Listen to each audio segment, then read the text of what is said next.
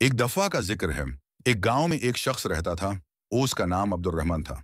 उसके 3 बेटे थे, जो तीनों अपने वालिद से बहुत मोहब्बत करते थे। अब्दुल रहमान भी अपने बेटों से बहुत मोहब्बत करता था। एक मर्तबे अब्दुल रहमान ने अपने तीनों बेटों को बुलाया और उनको एक एक सेब दिया और कहा कि इस सेब को ऐसी जगह जाकर खाओ जहां तुम्हें कोई ना देख रहा हो। जो ऐसा करने में कामयाब हो गया, मैं उसे इनाम दूंगा। तीनों बेटे वालिद को अल्लाह हाफिज कहकर और उनसे दुआएं लेकर घर से निकले। दूसरे दिन अब्दुल रहमान ने फिर बेटों को बुलाया और बारी हो गई। बारी सबसे पूछा। सबसे पहले बड़े बेटे अब्दुल्ला से पूछा, क्या तुम सेब को ऐसी जगह खाने में कामयाब हो गए जहां तुम्हें कोई ना देखना रहा हो?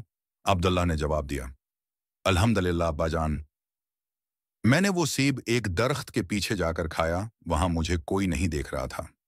फिर अब्दुल रहमान ने अपने दूसरे बेटे से पूछा, यूसुफ, तुम बताओ तुमने कहाँ सेब खाया? यूसुफ ने कहा, अब्बा जान, मैंने वो सेब कमरे में बंद होकर अंधेरा करके खाया और मुझे यकीन है कि वहां मुझे किसी ने नहीं देखा।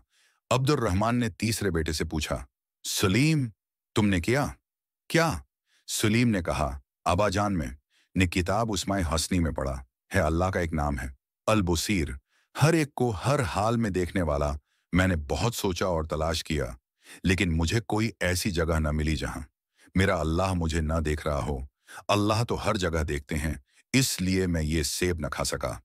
अब्दुल रहमान अपने सबसे छोटे बेटे की अक्लमंदी पर बहुत खुश हुआ और रास को इनाम दिया।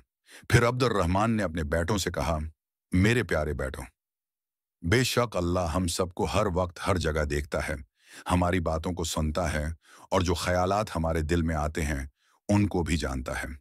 वो अलीमुन बिजाती सुदूर, यानी दिलों के छिपे हुए राजों को भी जानता है। अल्लाह की नाफरमानी से हर वक्त बच्चों और अल्लाह के सारे अहकामात पर अमल करो, जिस पर अल्लाह तुमसे राजी हो जाएगा और तुम्हें दुनिया में राहत, सुकून, इत्मीनान अता करेगा और मरने के बाद हमेशा हमेशा के लिए जन्नत में दाखिल करेगा, जहां इंसान जो चाहेगा वो हो जाएगा। इंसान के दिल में जो चाहत होगी वो पूरी हो जाएगी। जन्नत में हम एक परिंदा देखेंगे, उसके खाने का जी चाहेगा तो फौरन भनकर प्लेट में आ जाएगा। फिर उसकी हड्डियों पर अल्लाह दोबारा गोश्त और पर लगा देंगे और वो उड़ जाएगा, तो वहां जन्नत में मजे ही मजे होंगे।